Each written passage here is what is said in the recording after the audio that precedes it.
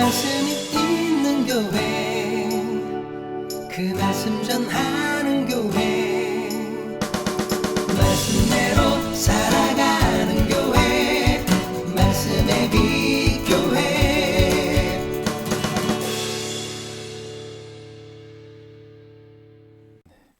감사합니다. 자, 오늘은 행위와 구원에 대해서 함께 말씀을 나눠보고자 합니다. 행위와 구원의 관계입니다. 오늘 본문은 두아디라 교회에 이어서 소아시아 7교회, 소아시아 교회들에 보낸 7편지 가운데 5번째 4대 교회에 해당하는 말씀입니다. 주님께서 요한을 통해서 소아시아의 7교회에 보낸 편지죠.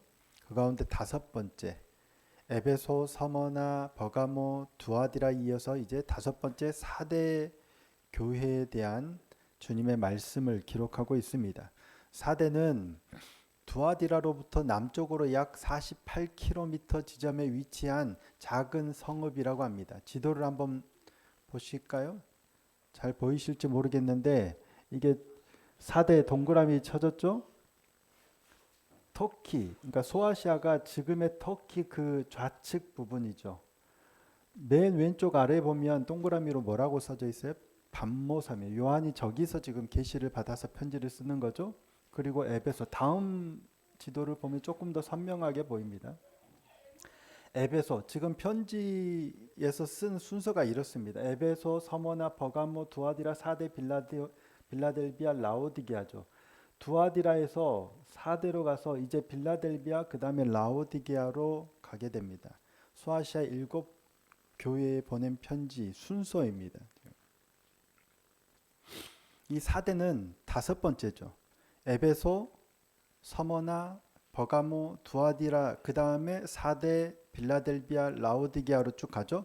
이 4대 교회는 언제 교회가 전해졌는지는 모르겠지만 누군가가 가서 교회를 세웠고 주님을 믿는 성도들이 있었어요. 그런데 이 4대는 헤르무스 강과 트몰루스 산 사이에 위치한 아주 작은 도시래요. 삼면이 이 벽으로 쌓여 있어서 천혜의 지정학적인 요새였대요. 그러니까 군사의 요충지였어요.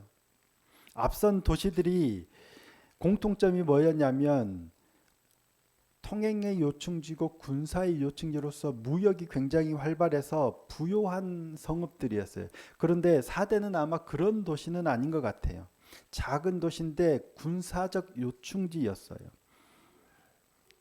그런 4대 교회를 향해서 주님께서 하신 말씀이 뭐예요? 혹시 기억하세요? 에베소, 서머나, 버가모, 두아디라. 집에 가서 다시 한번 읽어보세요. 뭐라고 말씀하셨는지. 오늘 4대 교회를 향해서 하신 말씀은 딱 이겁니다. 자, 1절 한번 다시 한번 읽어보실까요? 1절 읽겠습니다. 시작. 4대 교회의 사자에게 편지하라. 하나님의 7영과 7별을 가지신 이가 이르시되 내가 내 행위를 아노니 내가 살았다는 이름은 가졌으나 죽은 자로다. 칭찬일까요? 책망일까요? 네, 책망입니다. 앞서 지금 에베소, 서머나, 버가모, 두아디라 4교회는 물론 칭찬도 하고 책망도 하세요. 그리고 4대 빌라델비아, 라오디게아 교회들이 칭찬도 하고 책망도 하시는데 앞선 4교회는 어찌됐든 일단 칭찬으로 시작하세요. 그런데 4대는 칭찬이 없어요. 그리고 마지막에 나오는 라오디게아 교회도 칭찬이 없어요. 2교회는 칭찬이 없어요. 칭찬만 하는 교회도 있지만 칭찬을 먼저 하고 책망을 하시는데 4대 교회는 칭찬이 없어요. 일단 먼저가 아니죠. 책망만 하세요. 4대 교회를 향해서 주님께서 하신 책망이 뭐예요? 네가 살았다는 이름은 있지만 실상은 죽은 자라는 거예요. 무슨 말씀이세요? 세간에서는 교회가 굉장히 믿음이 좋고 굉장히 훌륭하다라고 명성은 자자한데 실상은 그 영적인 거는 점점 죽어가는 교회라는 말이에요. 굉장히 무서운 말씀이세요. 세상에서는 사람들이 보기에는 조교회 정말 좋다, 훌륭하다, 뭐 하나님의 은혜가 넘친다라고 명성이 자자한데 주님이 뭐라고 하시냐면 죽은 자라는 거예요. 디모데전서 3장 5절 말씀에 따르면 경건의 모양은 있지만 경건의 능력은 없는 교회예요. 살았다는 이름은 가졌지만 실상은 죽은 자예요. 교회가 크나 작으나 상관없이 굉장히 두려운 말씀이죠. 주님께서 이렇게 말씀하신 이유가 뭐예요? 사대교회를 향해서 너희는 살았다는 이름은 있지만 실상은 죽은 자라고 이렇게 판단하신 근거가 뭐예요? 뭘 보고 그렇게 판단하셨어요? 내 행위를 아노니. 1절에 내 행위를 아노니 그렇게 말씀하셨잖아요. 행위라는 표현 권사님도 잠깐 언급하셨지만 행위가 많다라고 그랬죠. 맞습니다.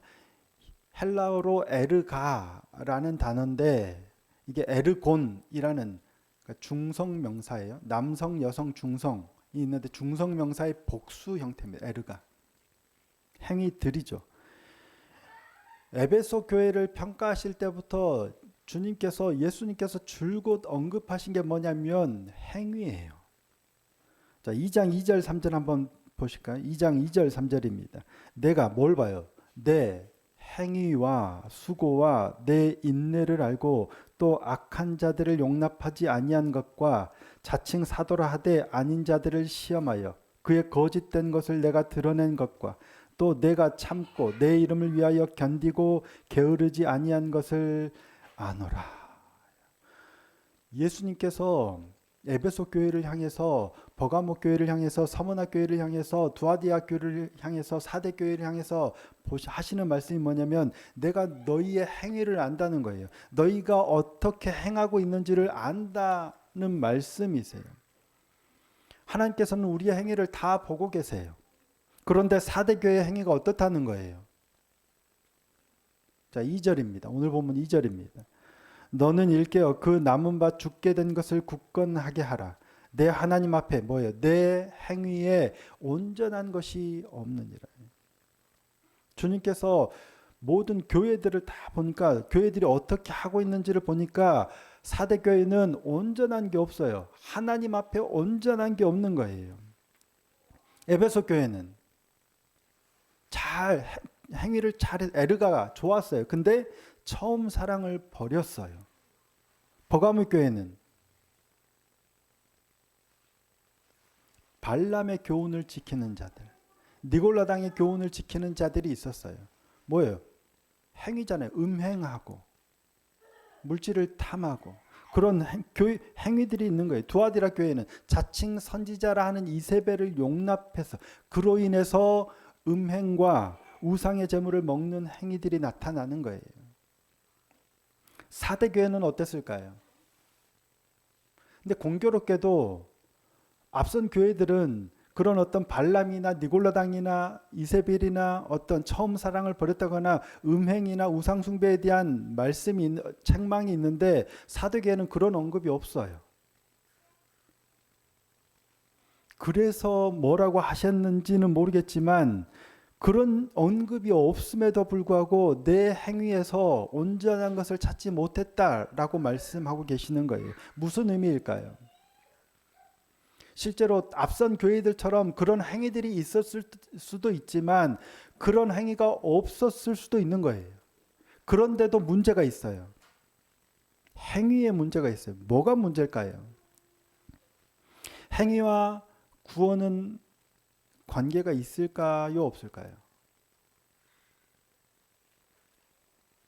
관계가 있기는 할까요? 잘 아시다시피 구원은 뭘로 받아요? 이건 어려운 문제는 아니죠. 구원은 믿음으로 받습니다. 틀린 명제가 아닙니다.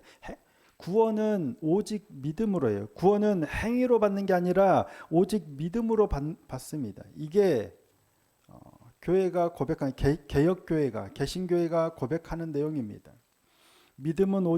구원은 오직 믿음으로 받는 거예요. 행위가 아니라 믿음으로 봐요. 그렇다면 행위는 믿음과 아무런 관계가 없나? 행위는 구원과 아무런 관계가 없나 하는 거예요. 주님께서 교회들을 향해 보시는 게 뭐예요? 행위잖아요. 에르가예요. 믿음이 있다 없다 말씀하지 않으셨어요. 지금 교회들을 향해서 계속 편지 가운데 하시는 말씀이 어느 교회는 믿음이 있고 어느 교회는 믿음이 없다라고 말씀하지 않으세요. 뭐라고 말씀하시냐면 행위가 문제가 있다고 하는 거예요. 잘하는데 어떤 행위들은 문제가 있다라고 말씀하세요. 분명한 건 행위로 구원받는 건 아니지만 행위와 믿음이 굉장히 중요한 관계가 있다는 거예요. 그 상관관계를 바르게 하는 게 굉장히 우리에게 중요하다는 거예요. 이게 잘못되니까 뭔가를 행위로 내 믿음을 행위로 구원을 받으려고 하고 아니면 또 행위를 무시하는 일들이 나타나는 거예요. 행위와 믿음의 관계, 행위와 구원의 관계를 바르게 잘 세워가는 우리가 되었으면 좋겠습니다. 야고보서가 말씀하는 게 바로 이거예요. 뭐라고 말씀해요? 행함이 없는 믿음은 죽은 것이라예요. 행위가 있어야 구원받는다라는 의미가 아니고요. 행함이 없는 믿음은 죽은 거예요. 믿음은 믿음과 행함에 나타난. 그러면 행함과 믿음, 행위와 믿음, 행위가 온전하다는 게 뭘까요? 사대교회에 말씀하셨죠. 하나님 앞에 행위가 온전하지 못하다라고 말씀하셨는데 그러면 하나님 앞에 온전한 행위라는 게 뭘까? 반대, 온전하지 못한 행위는 뭘까? 뭘로 구분하는 걸까? 하는 거예요. 마태복음 7장에 나타나는 예수님의 말씀에서 그 답을 찾을 수 있을 것 같아요. 마태복음 7장에 보면 너무 유명한 예수님의 말씀이 있죠. 자, 21절, 2절, 3절까지 한번 천천히 한번 다 같이 읽어볼까요? 마태복음 7장 21절부터 23절입니다. 시작. 나더러 주여 주여 하는 자마다 다 천국에 들어갈 것이 아니요 다만 하늘에 계신 내 아버지의 뜻대로 행하는 자라야 들어가리라. 그날에 많은 사람이 나더러 이르되 주여 주여 우리가 주의 이름으로 선지자 노릇하며 주의 이름으로 귀신을 쫓아내며 주의 이름으로 많은 권능을 행하지 아니하였나이까 하리니 그때에 내가 그들에게 밝히 말하되 내가 너희를 도무지 알지 못하니 불법을 행하는 자들아 내게서 떠나가라 하리라. 아멘.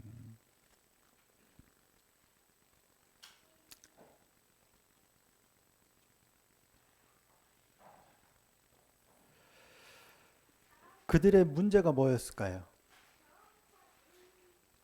주여 주여 하는 자마다 다 천국에 들어가지 못해요. 문제가 뭐였어요? 불법을 행했기 때문이에요. 불법을 행하는 자들, 불법을 행하며 그러면 그들이 한 행위는 뭐예요? 그들의 고백에 의하면 그들이 한 행위는 뭐예요?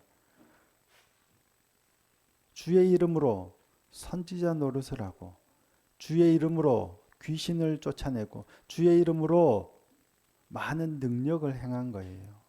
그들이 행한 게 뭐예요? 선지자 노릇을 하고 귀신을 쫓아내고 능력을 행한 거예요. 그들의 행위에 문제가 있어요, 없어요?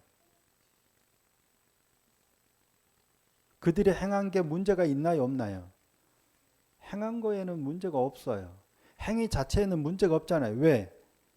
예수님께서도 그런 행위를 하셨고 예수님의 제자들도 그런 일을 많이 했어요. 더구나 그들의 문제는 자기들의 이름으로 한 게 아니에요. 주의 이름으로 했어요. 내 이름으로 내 능력으로 한 게 아니라 주의 이름으로 선지자 노릇을 하고 가르치고 예언하고 주의 이름으로 귀신을 내어쫓고 주의 이름으로 많은 권능을 행한 거예요. 행위 자체에는 문제가 없어 보여요. 그런데 왜 예수님께서는 그들을 불법을 행하는 자들이라고 말씀하셨을까요? 그렇죠. 아버지의 뜻대로 하늘에 계신 아버지의 뜻대로 행하지 않았기 때문입니다. 자, 21절 마태복음 7장 21절 나더러 주여 주여 하는 자마다 다 천국에 들어갈 것이 아니요 다만 하늘에 계신 내 아버지의 뜻대로 행하는 자라야 들어가리라. 예수님의 말씀에 따르면 그들은 하나님 아버지의 뜻대로 행하지 않은 거예요. 행위 자체가 문제가 아니에요.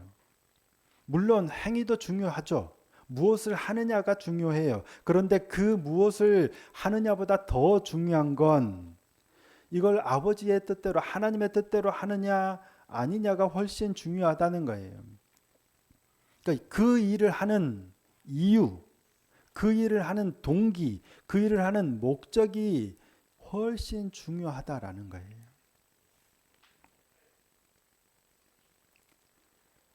몇몇 큰 교회에서 몇 년 전부터인가 최근에 작은 교회 목회자들을 돕고 위로하는 어떤 큰 행사들을 많이 갔습니다. 안 그래도 코로나기도 하고 막 어렵잖아요. 요즘 더 어렵잖아요. 그래서 작은 교회 목회자들을 위로하기 위해서 수억에서 수십억을 들여가지고 뭐 스타리아도 주고 노트북도 주고 뭐 경품들 많이 주면서 전국에서 뭐 5천 교회, 만 교회, 만 명의 목회자를 초대해서 먹여주고 섬기고 하는 행사도 하고요. 목회자 어떤 위로, 사모들 위로 이런 큰 행사들을 해요. 좋을까요? 나쁠까요? 좋을 수도 있고 나쁠 수도 있겠죠. 근데 중요한 건 뭐예요? 사실은 이게 하나님의 뜻에 합당한가 아닌가예요. 아버지의 뜻대로 정말 연약한 교회 목회자들을 위로하기 위해서 연약한 교회들을 돕기 위해서 하나님의 뜻대로 하는 거라면 좋은 일이겠죠. 그 일 자체가 나쁜 일은 아니에요. 그런데 그 안에 들여다봤을 때 정말 이게 아버지의 뜻대로 하는 것이냐 아니냐 할 때 이제 문제가 드러나는 거겠죠. 저는 정확하게는 잘 모르겠습니다. 그런데 제 안에는 불편함이 있어서 참여하지는 않습니다. 무엇을 행하느냐도 중요하지만 정말 중요한 건 그걸 왜 하느냐, 그 이유와 목적이죠. 최근에 저도 그랬지만 SNS나 이런 교회를 어떻게 홍보하고 누군가에게 말씀을 조금이라도 더 교회를 알리려고 하는 이유와 목적이 정말 복음을 전하기 위한 조금이라도 더 전하기 위한 이유와 목적이었을까? 아니면 교회를 키우고 성도를 늘리기 위한 목적이었을까? 에서 제가 걸렸던 거죠. 교회를 홍보하고 알리고 이게 나쁜 건 아니잖아요. 그 일 자체가 잘못된 건 아니라고 생각해요. 하지만 하나님의 뜻대로 정말 순수한 그 의도로 하느냐 아니냐는 점검해 볼 필요가 있다는 거죠. 오늘 우리도 마찬가지입니다. 교회를 열심히 섬기는 행위들이 나쁜 게 아니잖아요. 뭔가 교회에 오면 우리 교회는 별로 그렇지 않지만 물론 열심히 하시는 분도 계시지만 교회 가면 더 피곤하게 수많은 일들을 하세요. 그게 나쁜 건 아니잖아요. 그런데 그걸 왜 하느냐? 그게 하나님 아버지의 뜻대로 그렇게 하고 있는가를 점검해 볼 필요는 있다는 거죠. 오늘 우리는 그래서 뭐라고 말씀하시냐면 일깨어라고 말씀하세요. Wake up. 일어나. 쉽게 말하면 정신 차리라는 거예요. 정신 차려. 뭐 하고 있는지. 정신 바짝 차리고 각성하라는 거예요. 그리고 정신 바짝 차리고 우리가 각성해야 될 게 뭐냐? 자, 3절입니다. 그러므로 내가 어떻게 받았으며 어떻게 들었는지 생각하고 지켜 회개하라. 만일 일깨지 아니하면 내가 도둑같이 이르리니 어느 때에 내게 이르는지 내가 알지 못하리라. 어떻게 받았는지 어떻게 들었는지 뭘요? 네, 복음을. 하나님의 말씀을. 저도 처음에 이곳에 교회를 개척할 때, 처음 안수 받을 때도 그렇고, 처음 뭐 다 그렇죠. 어떻게, 왜 이곳에서, 왜, 무엇 때문에 생각하고 돌이켜 지켜 회개해야 돼. 시간이 지나면서 많이 둔해져 버리고 어리석고 게으르고, 그게 우리의 본성인 것 같아요. Wake up. 일어나서 내가 지금 이곳에 왜 있는지, 내가 이 일을 왜 하는지, 이것이 하나님 아버지의 뜻에 어떠한지를 점검하는 은혜가 있기를 소원합니다. 박은혜 집사님도 기도하셨지만 하나님은 늘 우리를 사랑으로 바라보고 계세요. 우리를 두렵게 하거나 못되게 하려는 게 아니잖아요. 일깨어 돌이키면 하나님이 우리를 되게 하실 거예요. 지금 우리가 해야 할 일은 말씀 앞에 더욱 깨어서 내가 지금 무엇을 하고 있는지 점검해야 되고, 그리고 무엇을 하고 있다면 그것을 왜 하고 있는지, 하나님의 뜻에 합당한지 아닌지를 점검할 필요가 있다는 겁니다. 내 개인의 어떤 욕심을 따라서 가고 있는지, 아니면 거룩한 일이라고 할지라도 내 개인의 욕망 때문에 그 일을 하고 있지는 않은지. 주여 주여 주여 주여. 우리는 다 주여 주여 하는데 마지막 때에 주님이 모른다고 하시는 게 아니라 수고했다, 착하고 충성된 종아 라는 말씀을 듣는 그러한 종이 되었으면 좋겠습니다. 오늘도 내일도 날마다 말씀 앞에서 그렇게 일깨어서 하나님의 뜻 앞에서 우리의 동기와 목적을 점검함으로 바르게 주의 뜻을 따라 나아가는 복된 믿음의 삶이 될 수 있기를 예수님의 이름으로 축복합니다.